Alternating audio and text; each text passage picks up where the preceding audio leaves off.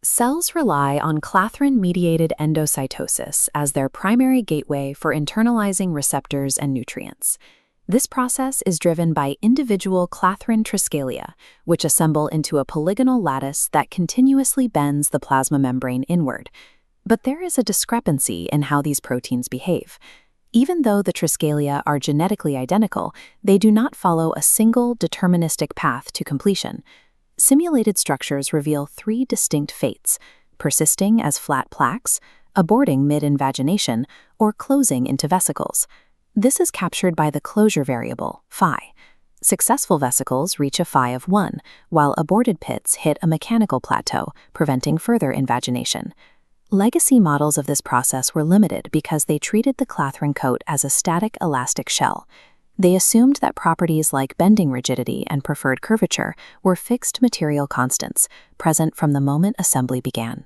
The existence of these three diverging pathways suggests that these mechanical parameters are not actually constant. Instead, they appear to emerge dynamically as the coat grows and adapts to its environment. To investigate how these properties evolve, researchers developed a hybrid framework. It couples a discrete kinetic Monte Carlo model, tracking individual proteins, to a continuous, adaptive membrane. Each clathrin agent in the simulation is governed by its own local elastic parameters, such as its equilibrium leg length, L0, and the pucker angle, chi, which determines its microscopic preference for curvature. As agents bind, the underlying membrane is not rigid. Between assembly events, its curvature adapts to the coat's mechanical state. This creates direct competition. The microscopic energy of proteins resisting angular changes fights the membrane's Helfrich energy, which penalizes bending and area expansion. Observing this coupled system in real time, we can identify two distinct mechanical transitions that dictate whether an assembly will stall or successfully form a vesicle.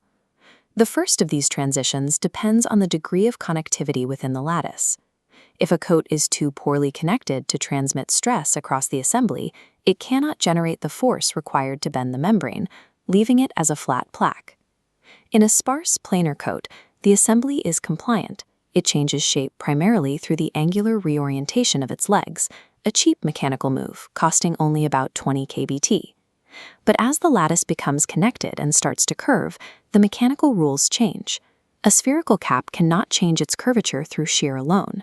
Attempting to bend a connected lattice induces area strain, forcing the proteins to compress or stretch. This activates the much larger bulk modulus of approximately 800 kBT. This stiffening is visible when we track growth across different fixed curvatures. As geometric closure increases toward 1, the effective bending rigidity of the coat rises by nearly 2 orders of magnitude on a logarithmic scale. Remarkably, this stiffening occurs without the addition of new proteins or any changes to the underlying chemical bonds. It is a product of the geometry itself. Only after achieving this connectivity can the coat convert its initial flexibility into the tension required to drive the membrane into a pit. Beyond stiffening, the lattice also generates a property known as curvature memory. A new triskelion incorporates into the lattice in a mechanically relaxed state relative to the membrane's exact curvature. As the pit deepens, a conflict develops.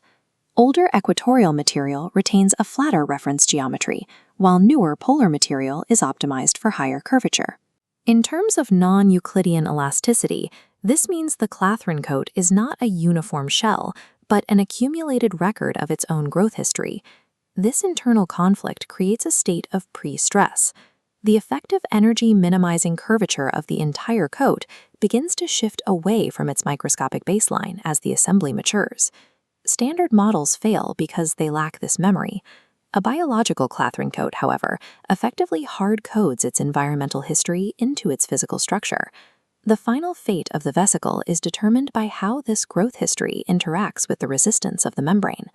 We visualize this as a 3D energy landscape where 3 forces compete: polymerization, membrane tension, and clathrin elasticity. Early on, polymerization dominates, keeping the energy minimum near the origin. But as the coat stiffens, elasticity contorts the landscape, aggressively dragging the minimum toward higher curvatures. High membrane surface tension works in the opposite direction. If tension is too high, the minimum stalls, trapping the coat in an aborted state. But if the coat overcomes this resistance, the minimum breaches the closure boundary, forming a complete vesicle. Stiffening reshapes the energy landscape, pulling the assembly toward higher curvature as its internal resistance mounts. To confirm that this prestress actually exists within the lattice, we can perform a virtual experiment called in silico nanodissection. We start the experiment with a fully assembled, closed clathrin vesicle.